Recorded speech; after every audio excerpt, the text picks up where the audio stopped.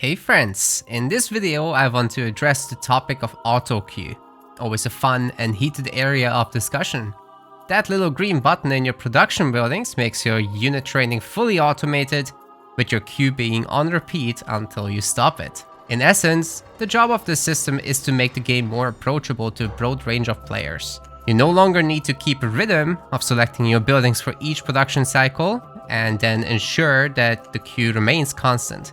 Instead, you can just have this task automated and toggle it on or off in each building depending on the needs of your strategy. The actions you no longer have to make can now be moved into other areas, such as optimizing your villager gathering, having multiple raid groups, and general micromanagement. This is all well and good, as long as we are not looking at the competitive segment of the game. I want to immediately get this out of the way. I am well aware of the various community polls, several of which were conducted by myself. The majority of current players want to keep Autoqueue as is, while a relevant minority want Autoqueue gone from the ranked environment. At the same time, something that is important to point out is that the majority of players do not play competitively. Typically speaking, in any RTS game, you have less than 20% of the total player base engaging with multiplayer, and even fewer people try ranked, never mind the tournament environment. So to set expectations for this video, I will be discussing the merits of a competitive scene without Autoqueue, and assume that the Autoqueue feature is not just a given, but a must-have in the single-player environment, and optionally available in custom games, but not at all available in ranked modes. Personally, I feel a sense of discomfort with how much the community has embraced the notion that training units yourself should not be a thing, given how Age of Mythology is a strategy game, and how players should focus on the big picture, not the minutiae.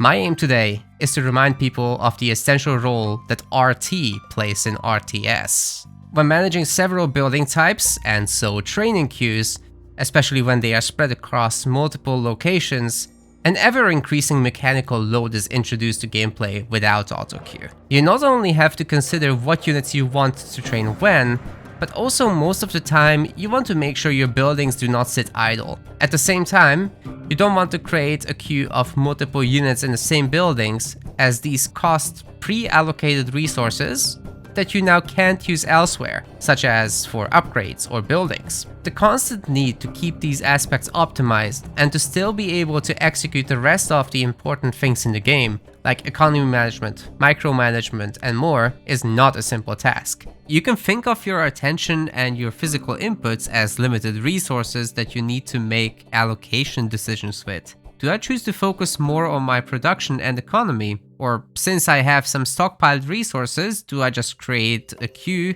and focus everything on multitasking? At what point in a tense micro battle do I ensure my buildings stay on the task? It takes practice and even dedicated training to get accustomed to a rhythm. Across different skill ranges, you will see a drastic difference in these basics of macro management. A top player will very rarely miss a beat in their worker production, even if under pressure by multiple raiding groups. Autoqueue eliminates this. It doesn't matter if you're top 10 or just an average Joe. If you have resources and population space and active buildings, your unit production will be just as good as the top players. It doesn't even matter if the better player is keeping you occupied with a triple-pronged attack and you haven't selected your buildings for 45 seconds. Without Autoqueue, you'd have missed 3 worker cycles, but with it, you are immune to such self-inflicted damage. There is no way around it. This is a homogenization of perceived player skill as well as strategic outcomes. It means that no matter average Joe skill level, they can act as a roadblock to an opponent they have technically no business competing with. This is not an earned privilege, it is given to the average Joe for free. More than that, with games looking similar to the untrained eye between average Joe and the top player, it diminishes the value of the top player's skills. People just can't see that big of a difference.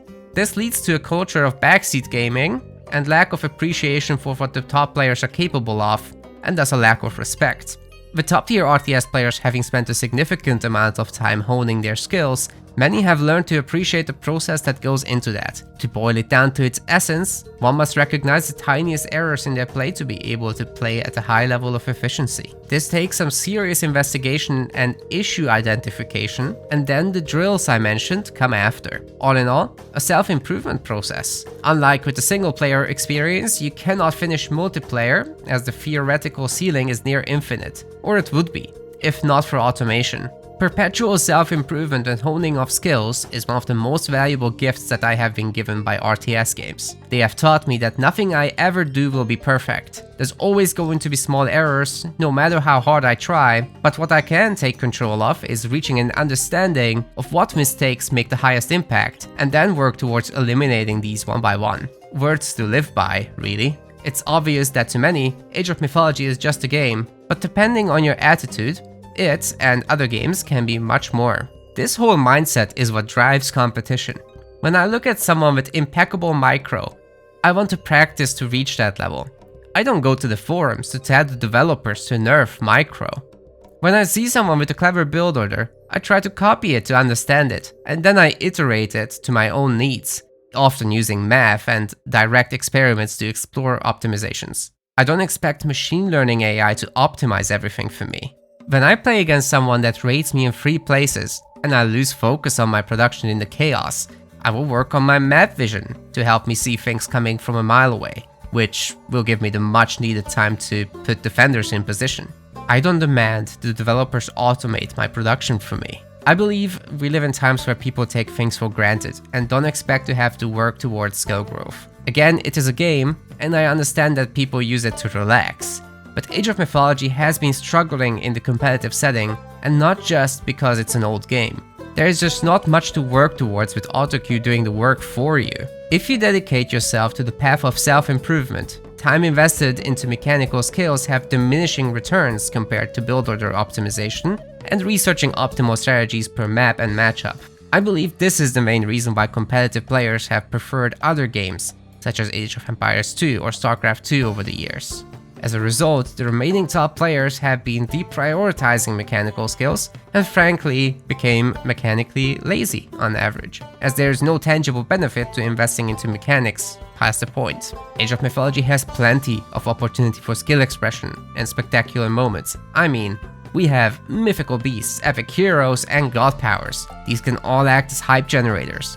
I believe that Age of Mythology doubling down on generally action-packed gameplay, epic moments, and significant mechanical skill expression is the way forward for the competitive scene. At the moment, the game starts very slow, remains relatively tame with an economic and human army focus, and doesn't ask much from the players mechanically, which then also makes them less able to produce cool moments. The game definitely needs an adrenaline injection, which I'll get back to in another video for more thoughts. But back to Autoqueue. As I pointed out earlier, I believe that the inclusion of Autoqueue is necessary in the game for the casual audience's sake, so long as it doesn't harm the competitive scene. Not everyone wants to follow the training regime I mentioned, and that's fine. Hell, some will be physically incapable to, for one reason or another. No judgment there. All I want to convey here is that if you rely on Autoqueue to play well, and want to keep it just to maintain that status, rather than working on your skills, perhaps it's time to consider that competitive gaming is not for you. There is nothing wrong with that. In fact, I could totally imagine an unranked matchmaking environment where Autoqueue is allowed. I also think that if the game should be ever ported to console, the controller interface's challenges in such a complex game would in fact necessitate Autoqueue in that environment. But I will be firm in this. An RTS with any hope to have a competitive environment cannot automate fundamental skill sets, or it will be short-lived and stay a niche for good. There is some nuance to this, of course. The game already has some nice quality of life features, such as all selected buildings each training one of the units you request, so 5 barracks and a single click on the spearmen results in 5 spearmen.